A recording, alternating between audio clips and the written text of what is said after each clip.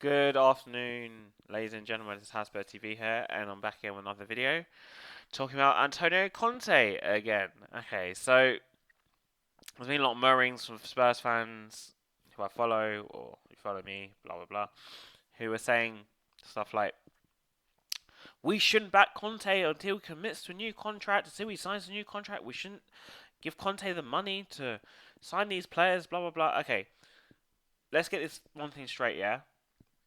Why would Conte commit to a new contract now without proof that he's actually been backed? Okay?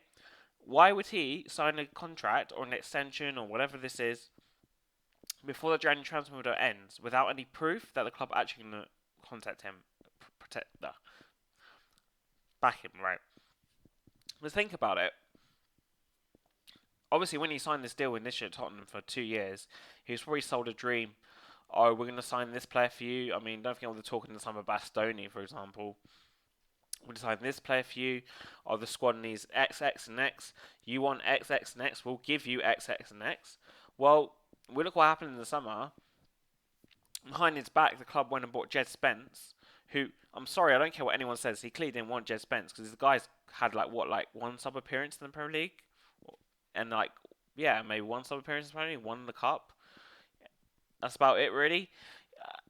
So obviously the club already went behind his back and signed someone they didn't want in this first full summer window in the club. So why would he sit down and sign a new contract at Tottenham before the players have even been signed? Conte has every right to wait till January transfer window closes and to see what happens at the club before committing to a new contract. And that's the best game to play and the best way Spurs are going to see any sort of success. And for all these other people saying, oh, they want Conte out or whatever because he's not fitting the mantra of the football, well, you take a look at the players that he's had. Dyer was diabolical again yesterday. Sanchez, I know he came over Tanganga again. For me, was awful. Longley, despite don't get me wrong, I'm actually a Longley fan, but obviously Conte went someone like Bastoni instead, and he's got Longley on loan, like a stopgap as it was pushed for in the summer. And it's like you expect Conte to create something out of that. You got clubs like Liverpool, Chelsea, already signing players for not just for January, for the summer already, and you expect Conte to sit down and sign his contract. Apparently, Conte's apparently been told that there's no funds for players in the summer, or there's maybe only like limited funds. Well, we need arguably three new players in January, not in the summer, in January now.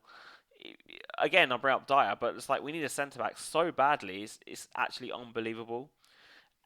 And yet you expect Conte to sit here and sign a new contract and commit to Tottenham. He has no reason to. It's just like in a relationship thing, like if you're dating someone or whatever, if they make all these assurances to you but they don't follow it through, why would you commit? It's the same sort of thing. Why would Conte commit to a new contract without actual proof that his promises or assurances that he was given when he was actually joined Spurs in the first place have actually been fulfilled? There's no reason for him to commit to a new contract. And for all these people, also going to add this, who claim that when Conte goes, we'll be better off. I'm sorry, but you're so stupid. Because even when Poch comes back, Poch isn't going to come back to the same club that he left. In fact, we're probably going to need to spend even more money if Poch comes, because at least the club now has some sort of structure with Conte in terms of, okay, maybe he doesn't have the players he wants, but at least the team's in some sort of structure with the wing backs. Like someone like Perisic, for example, was signed. At least there's one player in there that was signed that was sort of a Conte type player.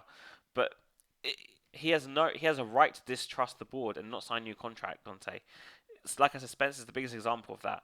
He didn't want Spence.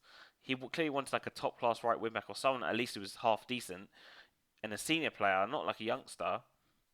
But then again, we look at Conte's comments yesterday in the press saying the club want to fulfill the vision of signing players on lesser salaries who are young, which means for me the transfer policy hasn't changed. Conte is not the kind of manager who can fit this transfer policy. Yes, Poch may have been before him, and Mourinho was never the kind of manager for that transfer policy. But instead of attacking Conte, who is just trying to do the best as what he's got, and trying to hound him out, when we know that we're getting someone else like Poch back or whatever, or Ryan Mason or whoever other name they're going to think of, Conte needs, like he's doing now, put pressure on the board to actually back him in the market. Until he's backed in the market, he has zero reason to sign his contract. Even the comments he made, I made on the earlier stream, right, and I mentioned this earlier, is saying about 6 months. He said something about 6 months together or something we have left, which to me it's all a poker game really. He's trying to put pressure on the board to back him, but it's not just that. There's other clubs, like I mentioned before, Chelsea, City, Liverpool, Arsenal. Are three of those four teams are already looking to sign players in January. Maybe City will as well, and they've already made bids. It's not even January yet. There's like 4 days till January actually starts, and they've already signed players or made bid for players. What are we doing? Apparently, we have no money spent. So why would Conte commit to a new contract? It just makes no sense. So until he sees actual proof that the club actually going to back him, there's no reason for him to sign. So all these people claiming, like I said, for him to commit before we back him makes absolutely zero sense. I don't want to hear any more of it, and I'm out. I'm sorry, like I'm out.